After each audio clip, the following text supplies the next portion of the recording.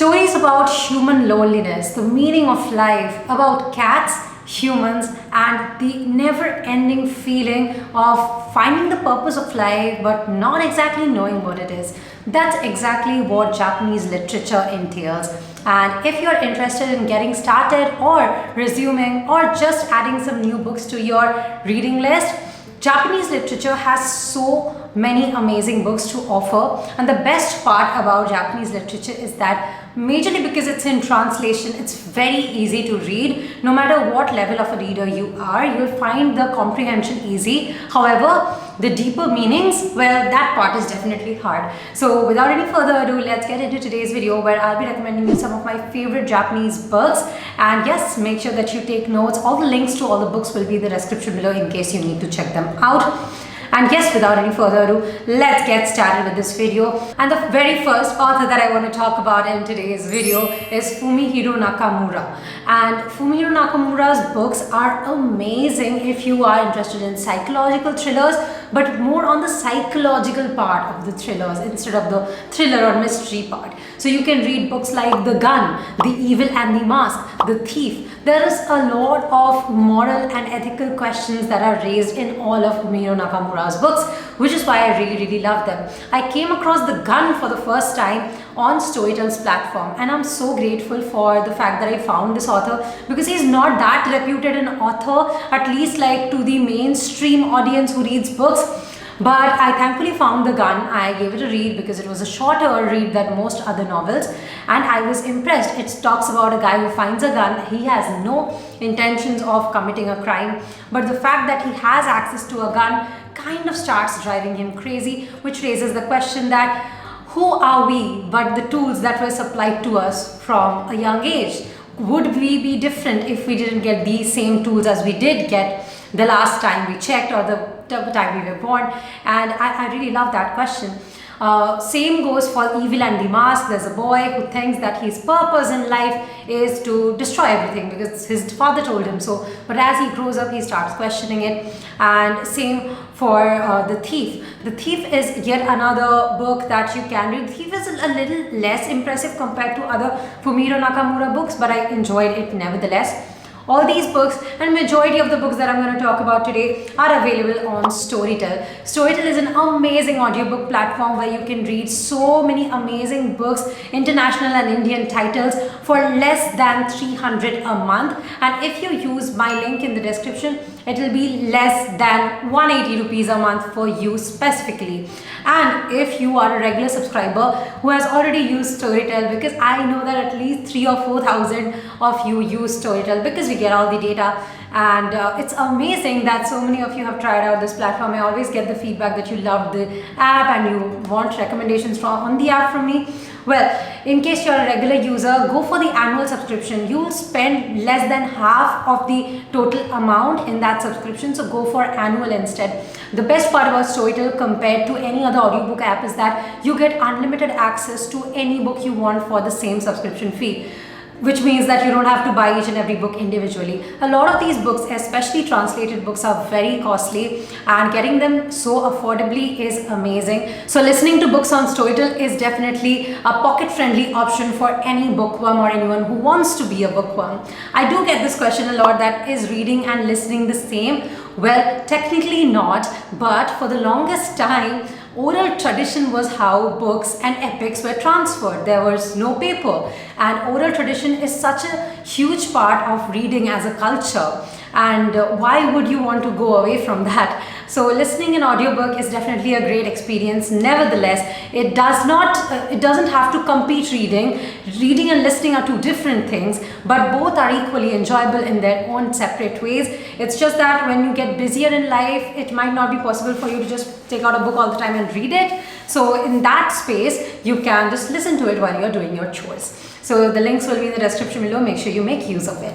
Now, talking about Japanese authors, I don't think I can not talk about Haruki Murakami. And Storytel has a great collection of Murakami books. I think there are about 5 amazing books from him. There's Dance, Dance, Dance, which is the one that I'm actually reading again now because I enjoyed it so much.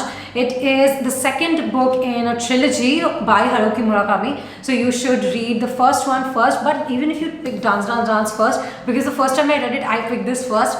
It did make a lot of sense to me.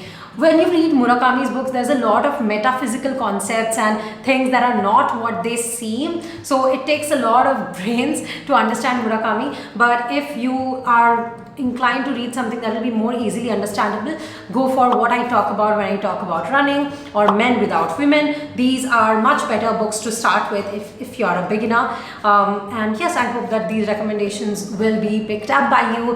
And another amazing author that I really love, who is Japanese, is Hiromi Kawakami. I'm currently reading Record of a Night to Breathe. I have finished one novella in this. I was not very impressed with it, but I'm keeping my thoughts open. I have read Strange Weather in Tokyo by Hiromi Kawakami. That's exactly where I fell in love with him, but I'm not getting too impressed with this one. The next author that's getting really popular these days is Miyako Kawakami, specifically her book Breasts and Eggs, which follows 3 women and their struggles with their body. I think struggles with someone's body and the changes in one's body is something that is really not talked about much, but books like these really bring the feelings that one must go through into words, and that is very beautiful.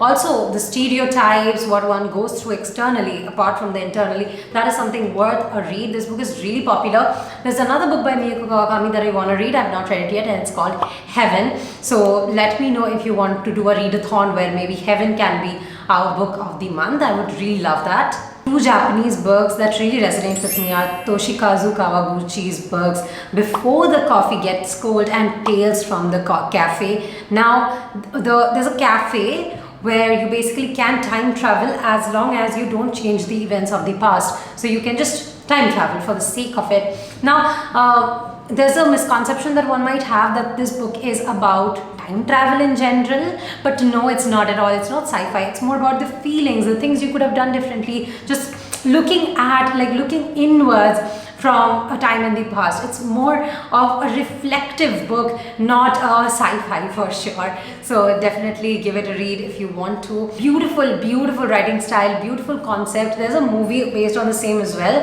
but the movies are not that great, honestly. If you have delved a little bit into Japanese literature, you must have heard about this book called No Longer Human by Osamu Dazai. It follows someone's life who thinks that they are not qualified to be human.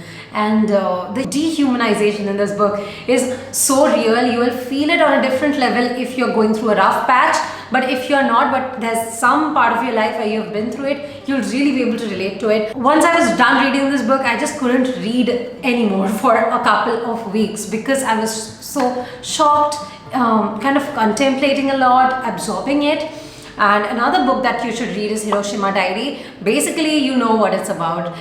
The ground zero of the bombings, what it was really like. It's a sad book, it's a terrible book, and it's not something I probably would have read for fun. I would read it if I intentionally want to feel pain. I think a lot of times when you're choosing books, we really need to understand how do you want to feel after reading a certain book, and you'll not feel anything but pain after reading a book like that. Okay, other books make you feel very understood, but in this book, Hiroshima Diary, you understand the people, and the helplessness of understanding but not being able to do anything is so real, it's painful. I'd like to end this video with a couple of bonus recommendations. That is, If Cats Disappeared from the World. It's about a guy who gets some random wishes granted, and one of them is if cats get disappeared out of the world. It's a strange, funny and exotic read. Definitely read it if you wanna. Another book that I will recommend is The Cat Who Saved the Books. You can read this if you are interested in books and cats.